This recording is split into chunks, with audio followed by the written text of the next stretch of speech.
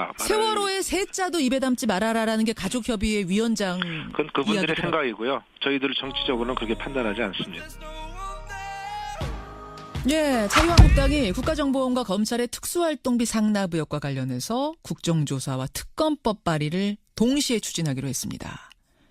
이 특검법 조사 대상에는요, 한국당이 의혹을 제기해온 그 검찰의 법무부 특활비 상납 의혹, 이것도 포함되어 있고요. 또 노무현 DJ 정권의 특활비, 이 국정원의 특활비도 들어갈 것으로 알려졌습니다. 자, 자유한국당 정우택 원내대표 연결해서 이 국정조사 추진 문제에 비롯한 전국 현안들 질문해보죠.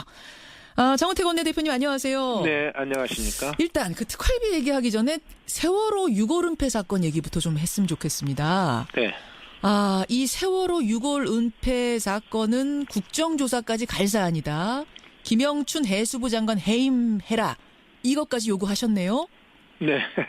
네, 지금 말씀하신 것처럼 6월 은폐 문제는 결코 가볍게 넘길 수 없는 문제다 이렇게 보고 있고요. 예. 이건 정말 국정조사감이다 이렇게 보고 있습니다.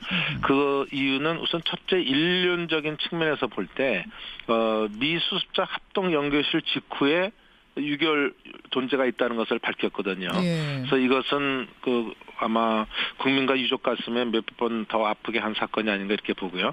정치적 측면에서 보더라도 이 1,000억 원의 이 혈세로 16,000톤급에 달하는 이 세월호를 인양한 이유가 진상 규명과 함께 미수습자의 유골을 찾는 데 있는 거 아니었습니까? 그렇죠. 따라서 이번에 6월 은폐는 결코 가볍게 넘길 수 없는 문제다 이렇게 보고 있습니다. 맞습니다. 가볍게 넘길 수 없는 문제 맞아요. 근데 세월호 유족들은 이런 말씀을 하시더군요. 그런 비판할 수 있지만 그게 자유한국당이 할 비판은 아닌 것 같다. 왜냐하면 그동안 세월호 진상규명에 그렇게 소극적이었던, 심지어는 방해가 되는 말까지 해왔던 자유한국당이 지금 그런 비판을 할 자격이 있느냐? 가족협의회의 입장 어떻게 그 보세요? 말씀에 동의하지 않습니다. 어떻게 우리가 진상규명에 그렇게 반대를 했습니까? 그 진상규명은 밝혀져야죠. 그리고 같이 세월호 특조위도 했기 때문에 다만 이 문제를 7시간 문제 지금 재판 중에 있지만 이 문제를 갖고 계속 야당이 물고 늘어졌기 때문에 그 문제에 대한 얘기를 한 적은 있지만 지금 이런 6월 문제 당연히 지금 제가 말씀드린 것처럼 인륜적이나 정치적 측면에서 문제가 있는데 자유한국당은 말할 이유가 없다. 세월호의 세자도 입에 담지 말아라라는 게 가족협의회 위원장 그건 그분들의 이야기더라고요. 생각이고요. 저희들 정치적으로는 그렇게 판단하지 않습니다. 네. 민주당 입장은 뭔가 하니까요. 해수부 공무원들이 김영춘 장관을 조직적으로 무시하다가 벌어진 일이다. 그러니까 장관이 뒤늦게 유골 발견 사실을 보고받고 그때라도 매뉴얼대로 처리하라라고 지시를 했는데 만 하루가 걸릴 동안 장관을 왕따시킨 거다. 따라서 이거는 해수부 조직의 인사혁신이 필요한 문제지 장관을 해임할 문제가 아니다. 어떻게 저는 보세요? 아침부터 웃음이 나오는데요. 민주당이 만약 그 말을 했다 그런다면 장관을 조직적으로 해수부 공무원들이 무시한 일이다. 그럼 장관은 뭐 하는 사람입니까? 장관은 리더십도 없는 문제, 이게 더 큰 문제라고 저는 보고 있고요. 또 저도 장관을 해봤지만 장관의 책임이라는 것은 정치적 책임을 지는 것입니다. 따라서 그런 정치적 책임을 조직에다 전가하는 거, 그건 옳은 일이 아니죠. 민주당이 누워서 침 뱉기 이런 말씀을 하고 있다 이렇게 봅니다. 그러니까 왕따라는 게 맞다 하더라도 그것도 문제다라고 보시는 거예요. 리더십의 문제. 왕따라고 하는 것도 우선 웃기는 얘기고요. 장관을 조직에서 왕따시켰다는 말이 이 대한민국에서 나온다는 게 웃기는 소리 아닙니까? 지금 웃긴다는 말을 너무 여러 번 하셨어요. 정말로 웃기시나 봐요. 아침부터 좀 웃음이 나온다 이렇게 생각이 됩니다. 해수부가 지금 웃기게 돌아가고 있다. 네, 정말. 아니요. 그렇게 민주당이 말하는 것 자체가 해수부가 그렇게 돌아간다는 거는 그 내부에 또 문제고요. 지금 민주당이 그렇게 말을 하고 있다는 거 아닙니까? 그러니까 민주당이 지금 그 말 자체가 스스로 누워서 침뱉기를 하고 있다 이렇게 해서 제가 웃음이 나옵니다. 근데 지금 해수부의 그 조직이 지난 정부부터 이어져 왔던 그 조직이 아직 이제 혁신되지 않은 상태에서 김영춘 장관이 새로 들어갔기 때문에 과거 정권에서 그렇게 엉망으로 운영돼 왔던 거 아닌가라는 이야기를 민주당은 하고 있는 것 같은데요. 지금 세월호 사건이 난 지 보통 3년이 넘었지 않습니까? 만 3년이 넘었는데 저는 아직도 해수부 조직이 혁신되지 않았다고 한다면 저는 이것은 말이 안 된다고 보고 있고요. 저도 해수부 장관을 한 사람입니다. 그런데 그렇죠. 제가 해수부 장관 할 때는 전혀 그런 조직이 아니었거든요. 그러니까 지금 들어가서 얼마 안 됐기 때문에 혁신이 안 됐다 이런 핑계를 대는 것은 그것은 장관으로서 또는 책임지고 있는 정부 여당으로서 할 소리가 아니다 이런 말씀을 드립니다. 그럼 해임 요구는 여전하다 이 말씀이세요? 이건 해임 요구하기 전에 스스로 판단해야 될 문제다 이렇게 보고 있습니다. 정우택 원내대표입니다. 자, 상황이 이렇게 되자 지금 야당 쪽에서는 김영춘 해수부 장관이 사퇴할 일이다 책임지고 국정조사도 해야 될 일이다 얘기를 합니다. 어떻게 생각하세요? 우선 첫 번째는 지금까지 나온 이야기로는 김영춘 해수부 장관이 처음부터 뭐 이사를 알았다거나 또는 보고가 늦게 이루어지는 과정에 개입했다거나 한 것은 아닌 것 같습니다. 오히려 그래서 이번 일을 계기로 해수부 내에 세월호 인양 문제라든지 이런 거에 소극적, 비판적이었던 분들에 대해서 적극적인 어떤 조치를 취하는 그 계기를 좀 삼는 것이 좀 바람직하다는 생각이 들고요. 그러면 장관이 20일에는 보고를 받았답니다. 이것도 늦은 보고긴 합니다만 어쨌든 보고를 받았는데 그 후에 이틀 동안 미수습자 가족들에게는 이 사실을 알리지 않았답니다. 뒤늦게 알게 된 거죠. 그럼 장관은 이틀 동안은 왜 침묵했는가? 이 부분도 또 하나의 쟁점인데요. 어떻게 보세요? 지금까지 알려진 바로는 장관이 20일 날 보고를 받고 나서 신속하게 이후 절차를 밟아라. 즉 뭐 가족분들에게 알리는 그런 절차 등을 포함한 신속한 절차 진행을 해라라고 지시를 했고 다음 날 근데 이제 이 지시를 받은 사람들이 미수습자 가족분들에게 이 사실을 알린 것이 아니라 은하와 다윤이네 가족들에게만 알렸다는 거예요. 역시 이제 미수습자 가족분들 중에 일부에게만 분이었다가 이미 이제 먼저 그 수습을 해서 이제 장례를 치른 분들에게만 알려드렸다는 거예요. 그러니까 미수습자 가족 중에도 이제 유골이 발견이 돼서 떠난 분들이 있는데 이미 떠난 그분들 가족한테 알렸다는 얘기네요. 네. 그리고 그 다음 날 그러니까 나머지 다른 미수습자 가족분들에게 알리게 된 거죠. 그리고 장관으로서는 이제 21일 날 그러니까 두 가족에게 알린 것을 가족들에게 알렸구나라고 이제 착각을 하고 있었던 것으로 보여져요. 어떻게 그럴 수가 있죠? 그럼 이게 지금 뭔가 장관은 지시를 뒤늦게 안 것도 문제지만 뒤늦게 알고 바로 조치해라라고 지시가 내려졌는데 그 지시가 엉뚱하게 실행이 됐다는 얘기네요. 그렇게 보여집니다. 그래서 그 밑에 이제 지시를 받고 이행을 했던 본부장이나 본부장 쪽에서 과연 왜 이렇게 지시를 이행했는지 무슨 의도가 있었는지에 대해서는 좀 더 조사가 돼야 될 필요가 있을 것 같습니다. 알겠습니다. 뭐 그렇게 되다 보니까 지금 이제 장관 책임론이 더 이제 거세게 야당 쪽에서 나오는 건데 그럼에도 불구하고 사퇴는 아니라고 보십니까? 아니 솔직히 말씀드리면 지금까지 진상규명이나 이런 부분에 있어서 가장 소극적이었고 또 여러 가지 어떤 그 세월호 참사와 관련돼서 가족분들의 아픔을 느끼게 했던 분들인데 그분들이 지금은 또 사회적 참사법이라고 하는 진상규명 관련된 법 통과에 대해서는 오히려 또 전혀 협조하지 않고 있는 상황이거든요. 그런 것들을 다 이제 마치 없는 것처럼 하면서 무조건 이렇게 지금 공격 일변도로만 나오시는 것에 대해서 솔직히 좀 이해하기가 어렵습니다. 만약 그렇다면은 진짜 그 정도 진심과 진정이 있으시다면은 이 사회적 참사법 통과에는 누구보다도 더 적극적으로 나서셔야 될 거라고 생각하는 것이죠. 자, 사회적 참사법 좀 들으시는 분들이 그거는 뭐야 이러실 것 같아요. 이게 바로 세월호 2기 특조위의 이 구성하고 연결된 법안인데요, 여러분. 맞습니다. 제목이 좀 깁니다. 제가 이제 법안을 좀 읽어볼게요. 사회적 참사의 진상규명 및 안전사회 건설 등을 위한 특별법, 약칭 사회적 참사법. 이게 오늘 국회 본회의에 상정이 되고 본회의를 통과하면 이제 이 법안에 근거해서 세월호 2기 특조위가 구성이 되는 거죠? 네네. 근데 이제 이걸 들으시면서 지금 말씀하신 것처럼 자유한국당도 그렇고 또 국민들 중에도 이제 세월호 이제는 좀 그만해도 되지 않겠느냐. 뭐 2기 특조위까지 또 꾸려야 되느냐. 이런 말씀하는 분도 더러 계세요. 뭐라고 답하시겠습니까? 실제로 1기 특조위가 제대로 가동됐던 시간은 그 1년 6개월의 기간이 보장되어야 됨에도 불구하고 한 8개월에 불과하다라고 보고 있습니다. 무슨 예산 배정이 늦었고 또 인원 배치가 늦었고 또 여러 가지 방법으로 방해를 했었거든요. 그래서 제대로 진상규명은 이루어지지 못했다라고 보는 것이 맞고요. 그래서 이런 문제들을 좀 더 분명하게 매듭짓고 또 새로운 어떤 참사가 재발되는 것을 막기 위해서 진상규명이 정말로 필요한 상황이 됐다는 것이죠. 한 반은 됐다고 보세요, 진상규명이 그래도? 한 50%는? 실제로 저는 반도 안 됐다고. 반도 안 됐다고. 그래서 그 세월 참사 당시에 출동했던 해경들의 무선통신 파일의 경우에는요. 채 1%도 제대로 분석되지 않은 상황입니다. 1%도요? 예. 아니, 그 파일이 굉장히 중요한 근거인데 그게 어떻게 1%? 네, 그렇습니다. 그리고 아주 조금만 그 정도 비중만 일기 특조위 때 점검을 해봤을 때도 실제 녹음됐던 내용하고 제출된 녹취록이 다른 부분이 여러 군데 발견될 정도로 진상규명 작업이 굉장히 허술했다는 것이죠. 그래서 이런 부분에 대한 철저한 재점검을 포함한 진상규명 작업이 필요하다는 겁니다. 그래요.